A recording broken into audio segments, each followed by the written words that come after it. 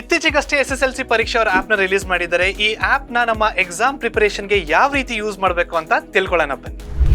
ಪ್ಲೇಸ್ಟೋರ್ಗೆ ಹೋಗ್ಬಿಟ್ಟು ಪರೀಕ್ಷೆ ಅಂತ ಟೈಪ್ ಮಾಡಿ ಆ್ಯಪ್ನ ಇನ್ಸ್ಟಾಲ್ ಆದಮೇಲೆ ಅದನ್ನು ಓಪನ್ ಮಾಡಿ. ಇಲ್ಲಿ ಓಪನ್ ಮಾಡಿದ ತಕ್ಷಣ ಮೇಲ್ಗಡೆ ಒಂದು ಡ್ರಾಪ್ ಡೌನ್ ಕಾಣಿಸ್ತಾ ಇರುತ್ತೆ.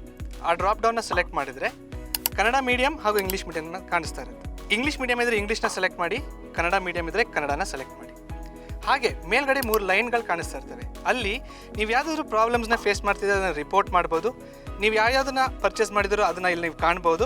ಹಾಗೆ ನಿಮ್ಮ ಪ್ರೊಫೈಲ್ನ ಕೂಡ ನೀವಿಲ್ಲಿ ನೋಡ್ಬೋದು. ಇನ್ನು ಹೋಮ್ ಪೇಜಲ್ಲಿ ಈ ಕೆಳಗಡೆ ಎಲ್ಲ ಐಕಾನ್ಗಳು ಕಾಣಿಸ್ತಾ ಇರ್ತವೆ. ಸಬ್ಜೆಕ್ಟ್ಸಲ್ಲಿ SSLCಗಿರೋ ಎಲ್ಲ ಸಬ್ಜೆಕ್ಟ್ಗಳು ಇಲ್ಲಿ ಸಿಗ್ತವೆ. ಫಾರ್ ಎಕ್ಸಾಂಪಲ್, ಈಗ ಮ್ಯಾಥಮೆಟಿಕ್ಸ್ಗೆ ಹೋದರೆ ಮ್ಯಾಥಮೆಟಿಕ್ಸ್ನ ಎಲ್ಲ ಚಾಪ್ಟರ್ಗಳಿದ್ದಾವೆ. ಯಾವುದಾದ್ರೂ ಒಂದು ಚಾಪ್ಟರ್ ಮೇಲೆ ಕ್ಲಿಕ್ ಮಾಡಿ ಈ ಚಾಪ್ಟರಿನ 1 shot videos, summary videos, notes ಹಾಗೂ PYQsನ ಕೂಡ ನೀವಿಲ್ಲಿ ಕಾಣ್ಬೋದು.